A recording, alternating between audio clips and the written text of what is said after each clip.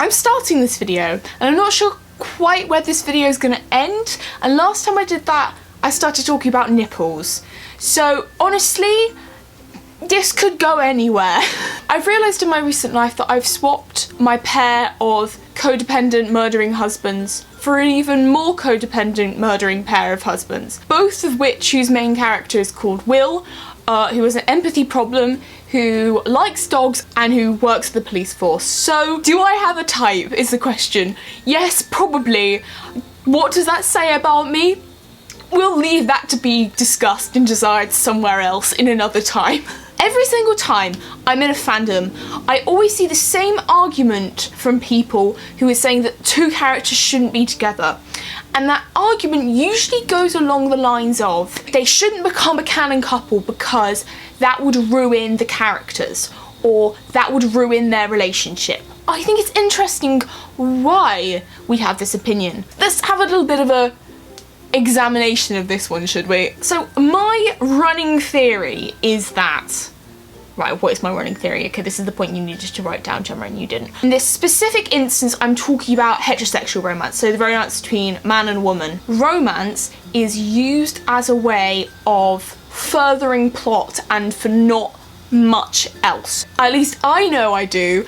I'll watch a TV show and you will see two characters get together and you're like, but why? Because there was no build-up, there was no original chemistry between these two characters. A lot of the time there's no other reason for them including this romance other than to attract an audience who want to watch romance on screen. And therefore a lot of the time when you do have this romance, the characters are kind of reduced to merely that romance. So often, all sort of sense of nuance and characterization is kind of ruined, especially in terms of women. That is a whole other video.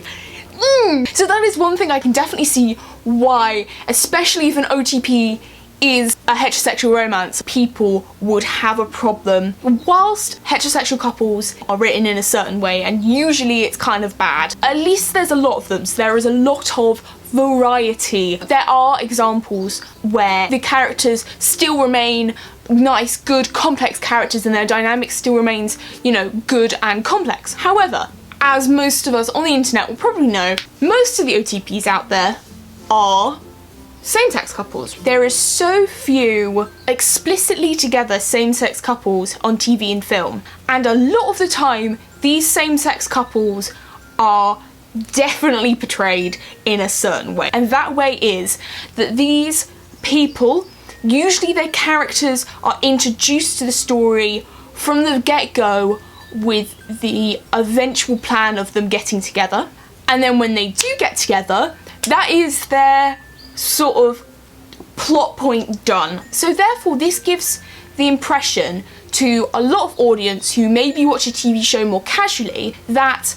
in order for these two male characters to get together, their entire personality and plot points and reason for their characters being there has to be the fact that they're in this gay relationship. There is no higher purpose for this character being there other than them being gay and them being that sort of gay representation in this plotline. Now, disclaimer here, I am not at all saying that we should therefore not have this explicitly gay representation in media. I think it's great, I think it's fantastic. Please, writers, go write as many gay people into media as possible. But what I'm saying is we're still on that sort of stepping stone where writers, I think, are going, okay, well, if this character is going to be gay, that has to be a lot of their main plot point. They can't be a character and incidentally be gay and have this relationship. Like, it has to be the main focus, or their character drive is them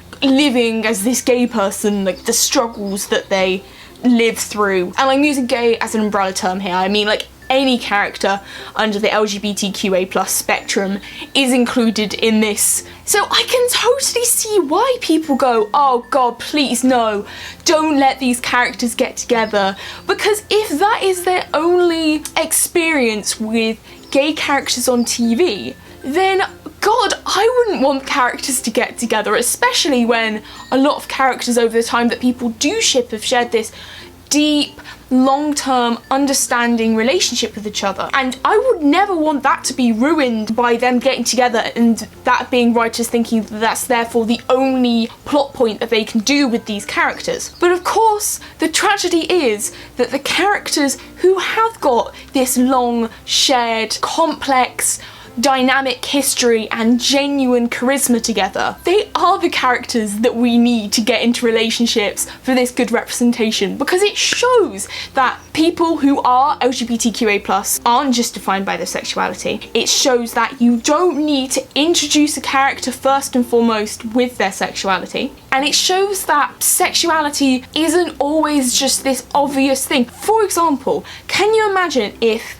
they took the subtext of Dean Winchester being bisexual and put that into text? Can you imagine how much it would change people's opinions on bisexuality? This guy, he's very masculine, a woman's man, you know, he's charismatic, what is typically seen as the American perfect man. But of course as well, anyone who watches the show knows that there is definitely a softer, more feminine side of Dean's personality, which does come out and is displayed throughout the seasons at several points. His love of like pie, and he's a massive nerd, and we know he's an emotional guy who, despite consistently saying no chick flick moments, actually does have a lot of chick flick moments. Those are all things which could put an audience off Dean's macho, sort of masculine portrayal, but we all know that actually those are the things which make people love this character more. And why should that be any different with sexuality, right? We have this preconceived notion that LGBTQA people look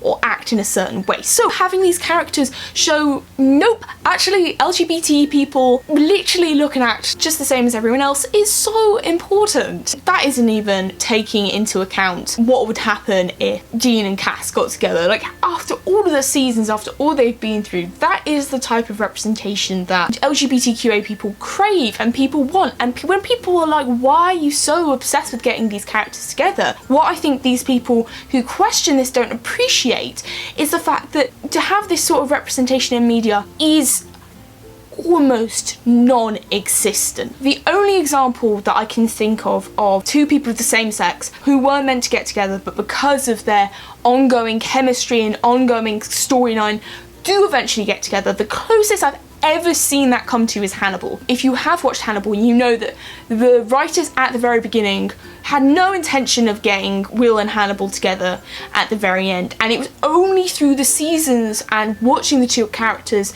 and actors work together that they were like, yeah, actually this could definitely work. And isn't that what real relationships are like, right? You don't meet another person and you say, yep, I can definitely get in a relationship with them. You meet someone and you get to know someone and you discover more about this person. That's when you like them. People want characters like John and Sherlock, like Dean and Cass, like Will and Hannibal. People want them to get together, not because they want to see two dudes fuck. A nice, you know, kiss. Are you okay? Yeah, I'm okay. Are you okay? Yeah. It's literally all I want.